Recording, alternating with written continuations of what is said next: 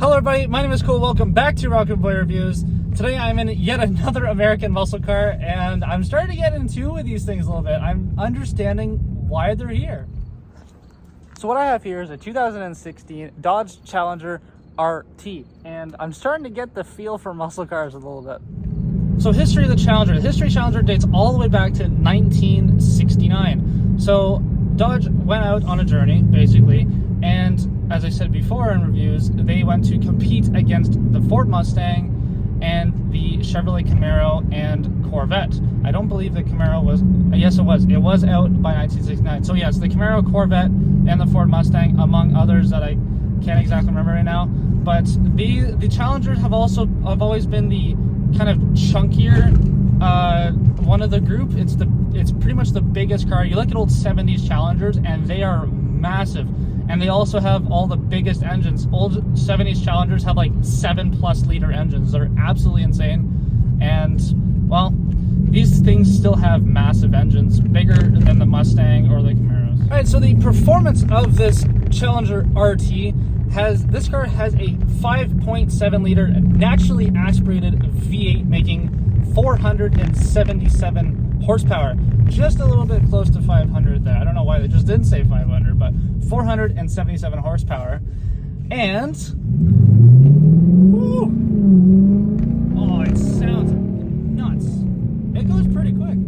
So on that bit, I meant to say 377, not 477, so close to 400 horsepower, not close to 500 horsepower. So transmission of the Challenger, this car has an 8-speed torque plate automatic transmission, but it also has an optional 6-speed manual. I believe it's for the RT, the SRT and up.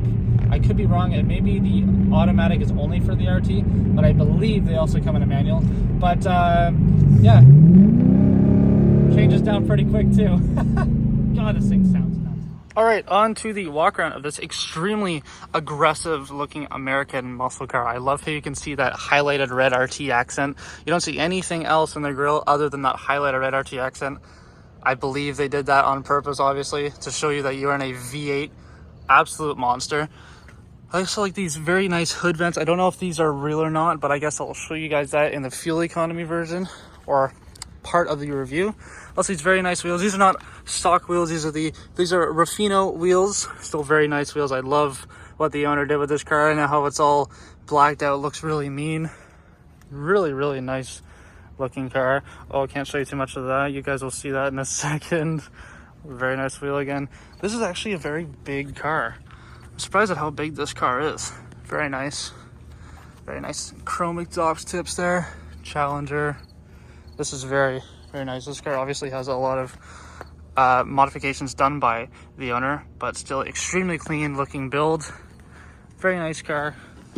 Super, super aggressive. Okay, stepping into the interior of this car, these are actually some very heavy doors. Don't know if I like that or not, but they're actually very heavy doors. Don't know why they did that. Stepping in, oh yeah, these also are not factory. Those are by the owner. Very nice steering wheel. I love how simple it is. Well, not that simple because you have all this stuff, but it's got a simple design. It does everything that it needs to do, and that's it. Very nice display. I'll show you guys a start up there in a second. Also, the owner has added these carbon fiber accents and this kind of, I don't even know, handbrake style, like e-brake style shift knob. Kind of like that. I like how these RT, these are the RT seats, and you can see the RT logo embossed into the seat, back seats, which you can't go wrong. There's no room in the back, but it's okay. Very nice interior, not too bad at all. All right, well, I'm in the interior. Might as well show you guys a little startup sequence. Love how this is a push button start, by the way. Oh, what a noise this thing makes. That 5.7, holy jeez. All right, so the fuel economy of this beautiful sounding 5.7 naturally aspirated V8 is 16 miles per gallon in the city and 25 miles per gallon on the highway. That's total 19 miles per gallon, which is not so bad, but it's still a V8. It's also equal to 12.3 liters per 100 kilometers. I love how Dodge also spared no expense by telling you that this is a Hemi 5.7 liter V8 because it is right in your face. Nice looking engine too, even though it's all plastic. Alrighty, so practicality of this very big Challenger RT, 16.2 cubic feet of space, which makes completely sense since this is a pretty big car. Alright, time for a little pull in the Challenger RT. Oh, yeah, she goes pretty good. It doesn't have an unbelievable amount of power. Like, it doesn't feel like I'm getting completely sucked into my seat, but it's just, it's raw, it's brutal, it thrashes you when you hit the gas. So comfort of this car, as usual, I don't know what it is with these American cars, but they're very comfortable. I did not expect these cars to be as comfortable as they are. Sorry, it's kind of bumpy road a little bit, but I did not expect these cars to be as comfortable as it is. This car is very comfortable. It has very nice side bulges, which are just enough to hold you in place, but also being comfortable at the same time. Not a very bad car for comfort. Very comfortable car.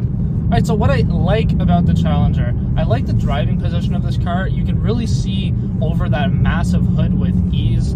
It's actually like, it's comfortable to drive, funny enough. Like, it doesn't feel like it's unbelievably stiff. It actually feels nice to drive. The shifts are not really incredibly like ferocious. They don't like throw you off.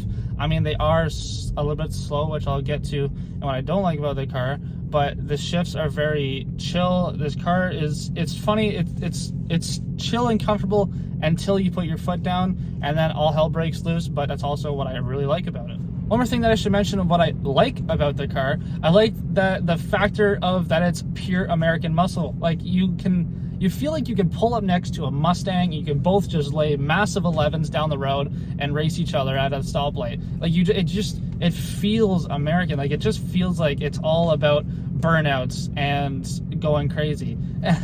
I like about, obviously, I'm not gonna do that in this car. It's not mine. I wouldn't do that anyways. But you feel like you feel tough. You feel like you can do anything in this car that you want.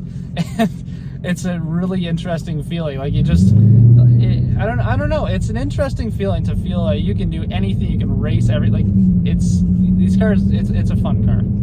One final thing about what I like about the car, this car actually has a really good turning radius, which actually kind of surprised me, but really good turning radius. I know I keep on doing different cuts of stuff, but it's okay. Turning radius is amazing in the Challenger. So reliability of this car is actually not the best. Above average, but still not the best. 3.5 stars out of 5, which, I mean, it kind of makes sense. You know, it's a muscle car, right? It's not supposed to have the best reliability in the world, and it's Dodge. You know, nothing against Dodge, but sometimes their trucks, engines, whatever, they're meant to kind of, I don't know, but 3.5 stars out of 5 is still not bad overall. Alright, so on to what I don't like about the Challenger. So Challengers in general, they've never had the best interiors. I've noticed that there's a lot of plastics in the car that kind of squeak, and they're not the best quality. It's not the best quality interior. The ride is stiff, but that's because this car is lowering springs. So just completely wipe that. That's just this car because it has been modified. The steering wheel's nice. What else? The accelerator is a little bit touchy, but it's not too bad. It's just a tiny little bit touchy. And I don't like that you sit high in this car. Like, I don't know what, but getting into this car, I felt like that I was in like an F-150, like I was high up. I wish it was a little bit lower. I wish it was more of like a sports car sense. But being a muscle car, you really feel like you can do anything in this car. You feel like you can get in trouble with this thing, to be completely honest. Yeah, I'm not trying to nitpick on things, but those are just what I don't like about the car. What the heck? I'm in another car. Anyways, one more thing about the Challenger that I don't like about it is it has a really interesting transmission. What I say about that is that it only is a fast transmission if you actually are like really pushing it. If you're just cruising around town like 2,000 RPM, it's slow and it like bogs. Like you change gears and it just kind of it takes its time. Unless you're at like 4,000, 5,000 RPM, that's when it's shifting really fast. I'm not a big fan of that. I'd rather it be, like, I understand what they're doing. I understand that at lower RPMs when you're just cruising, you want to be like slower, more comfortable, more laid back. But I'd rather have one or the other. Rather make the shifts chill or make the shifts ferocious. But I do completely understand that also might be a personal thing. It wasn't as bad as I'm driving it. But I did notice it, like even when I'm short shifting at 3,000 RPM, when I'm actually using the manual mode, it feels slow. I don't know why. Well, everybody, that's gonna do it for this video. Thank you so much to Rohit for letting me drive this very brutal American muscle car, the Challenger RT. I like driving it. Very cool and unique car. I've never driven a car that feels the same as this Challenger RT, but very different and really interesting experience. But thank you very much to the owner Rohit to letting me drive this amazing car. But yeah, so that's gonna do it for today's video. I appreciate everybody so much for watching this video. Please do all the YouTube stuff, and as usual, have an amazing day.